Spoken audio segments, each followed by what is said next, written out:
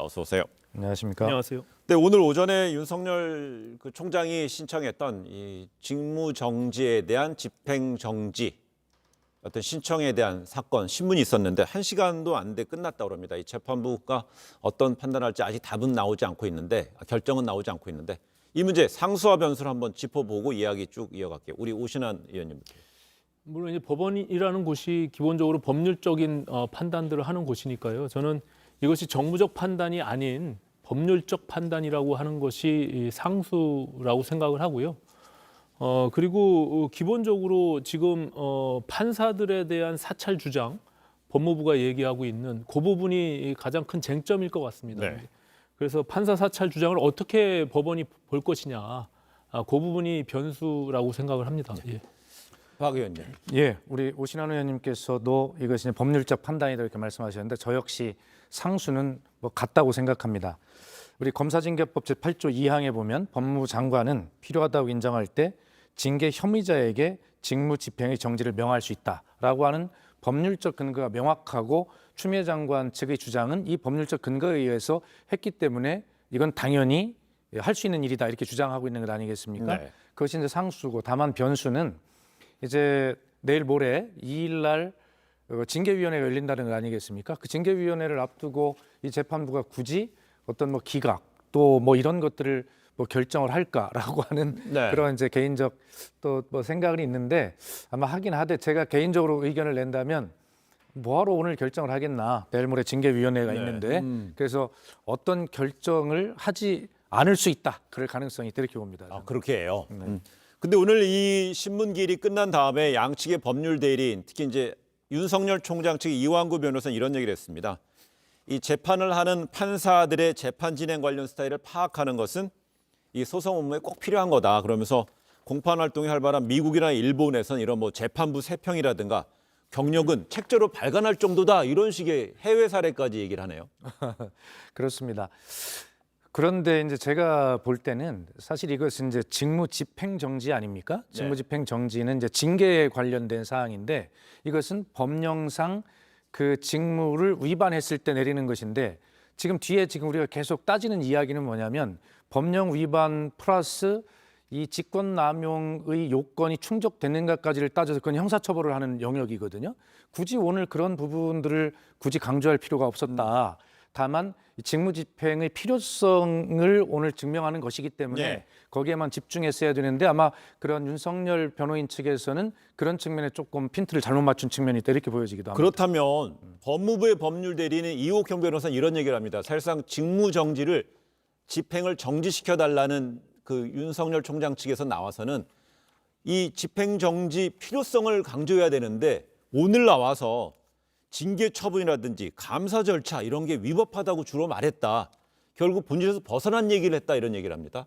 이제 보는 시각에 따라 다를 수 있는데 그 절차적 정당성도 법률적 판단의 한 부분이에요. 그리고 어찌 보면은 지금 법무부 측의 법률 대리인은 이미 답을 정해놓고 얘기하는 거 아닙니까? 그 자체가 이제 논란의 대상이 되는 것이죠.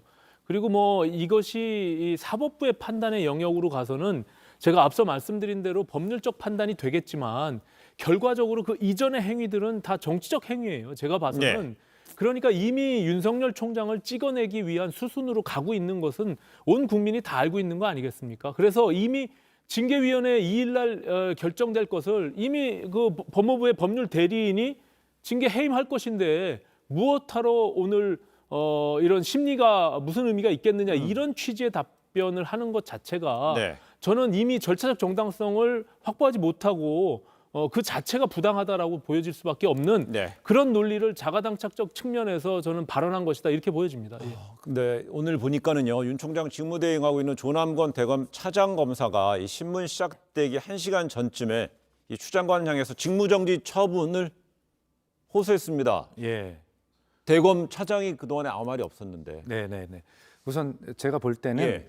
이 역시 그 검찰에 몸 담고 있으면서 검사로서 그동안 검찰 입장에서 가졌던 그런 어떤 가치관들이 이게 표현된 것 아니냐 이런 생각이 들고요. 예. 그러나 조남관 차장의 그 말을 다 읽어보면 또 진심이 느껴지기도 해요.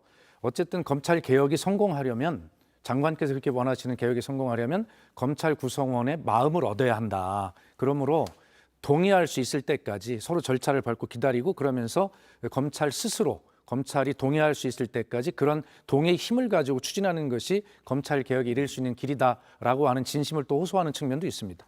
저 검찰총장의 임기를 보장하는 그 법률 자체가요.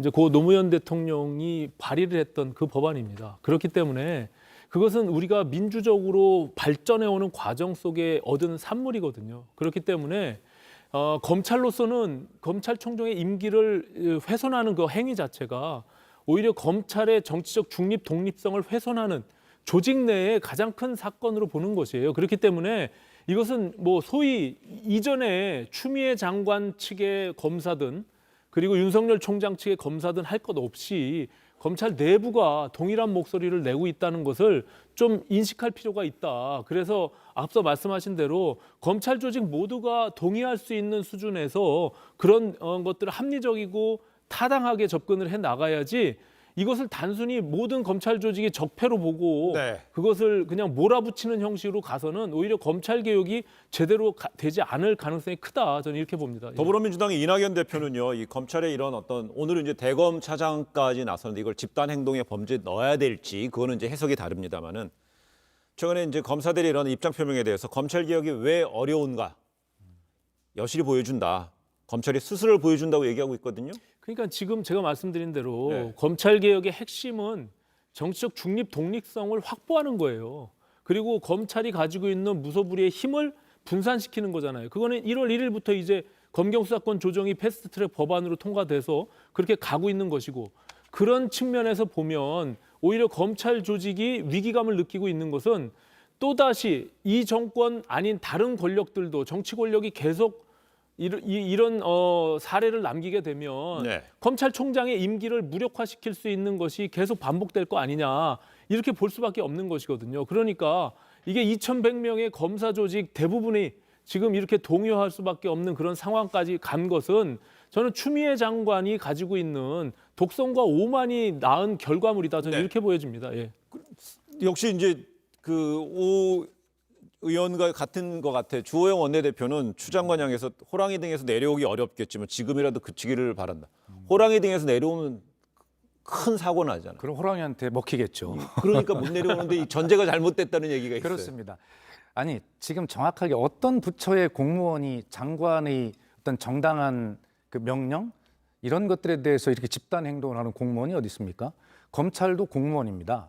그런데 이 검찰이 얼마나 그동안에 다른 어떤 특권적 그런 어떤 분위기 그런 문화 속에서 살아왔는지를 왜 검찰만 승복을 못하겠다는 것입니까?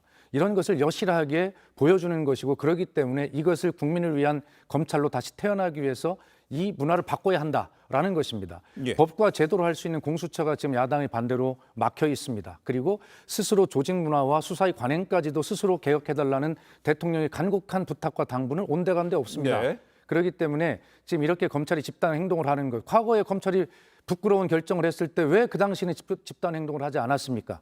이것은 검찰이 그동안에 역설적으로 굉장한 특권 속에 있었고 특별한 조직이라는 것을 스스로 인식하고 있다는 것을 보여준 사례입니다. 그래서 여당이 보니까 여당은 윤 총장 사퇴 압박을 계속 키웁니다. 더불어민주당 김두관 의원 같은 경우는요. 판사 사찰하는 전두환급 발상했다 이렇게 비판하고 있고요.